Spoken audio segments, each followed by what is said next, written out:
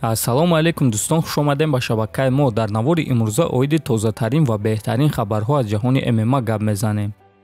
Чемпиони муваққатии пешинаи UFC дар вазни сабук Тони Элкукуй Фергюсон аллакай тӯли чанд муддат мешавад ки ҳамаи пешниҳодҳои UFC-ро рад мекунад ва бо онҳо дар тамос намебарояд. оиди ин чиз ҳаштум рақами рейтинги вазни сабуки UFC Дэн Хукер хабар дод. Дэн Хукер рӯзи 25 сентябр дар турнири UFC 266 зидди варзигари афғон Насрат ҳақпараст меҷангад. аммо чӣ хеле ки худи Хукер қайд кард, аз аввал ташкилоти UFC мехост ки муҳорибаи Дэн Хукер ва Тони Фергюсонро ташкил кунанд. аммо матчмейкерҳои UFC бо Тони Фергюсон дар алоқа баромада натониста истодаанд. Фергюсон боз рафтори аҷиб карда истодааст. ӯ телефонашро тамоман намебардорад. ягон кас аз коргарони UFC бо ӯ дар тамос баромада натониста истодааст. ин чизро ба ман роҳбарои UFC гуфтанд, гуфтааст Хукер. хотиррасон мекунем ки Тони Фергюсони 37-сола айни замон 3 мағлубияти пайдарҳам дорад. ӯ дар муҳориба бар зидди Ҷейсон Гейҷ бо тариқи нокаути техникӣ шикаст хӯрд ва баъдан бо қарори доваро дар муҳориба бар зидди Чарлз Оливера ва Бенил Дариюш ғалабаро аз даст додааст. ҳамин гуна Тони Фергюсон охирон муҳорибаи худро моҳи май зидди Бенил Дариюш гузарондааст ва чӣ хеле ки Хукер гуфт, ӯ бо UFC дар тамос намебарояд. ростӣ дӯстон, Тони каме инсони ғайриоддӣ аст ва барои чӣ ӯ бо UFC дар тамос баромадан намехоҳад ҳозирашда номаълум аст. не ки агар ба инстаграми ӯ назар кунем, пас мебинем ки Фергюсон дар он ҷо хеле фаъол аст.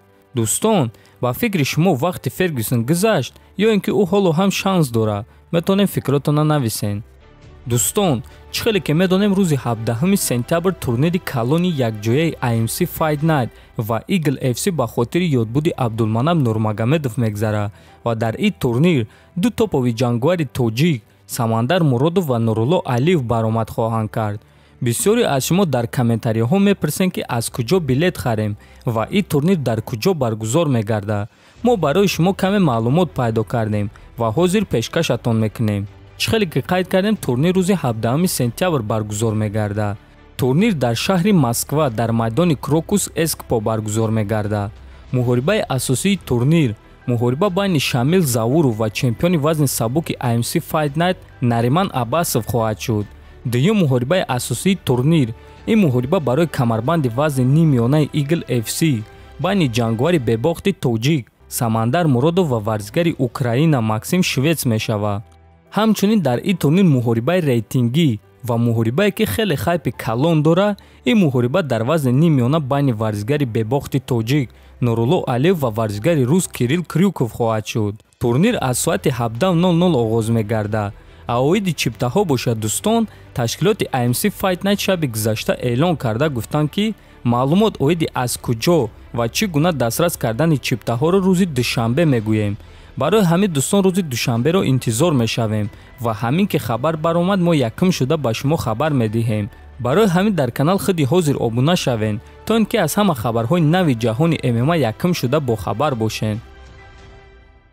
топови ҷангуари UFC дар вазни сабук Ҷейсон Гейҷ гуфт ки барои чӣ бо Майкл Чендлер муҳорибаи 5 раунда нахост ва муҳорибаи 3 раундаро интихоб кард.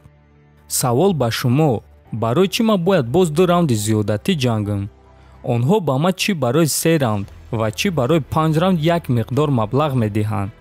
агар ки ман ягон вақт осеби вазнин гирам ё ин ки дар қафас ман мирам, пас ин кор дар 4 ё ин ки 5 раунд мешавад.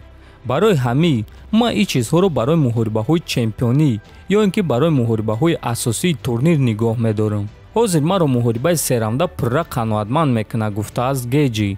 хотиррасон мекунем ки муҳорибаи Ҷейсон Гейҷ ва Майкл Чендлер рӯзи 7 ноябр дар турнири UFC 268 баргузор мегардад ки муҳорибаи асосии ин турнир реванши Камару Усман ва Колби Ковингтон хоҳад шуд. дӯстон, ин буд навори имрӯза. ҳатман фикр ақидаотонро нависен, дар канал обуна шавен то бозид хонободу сарбаланд бошен.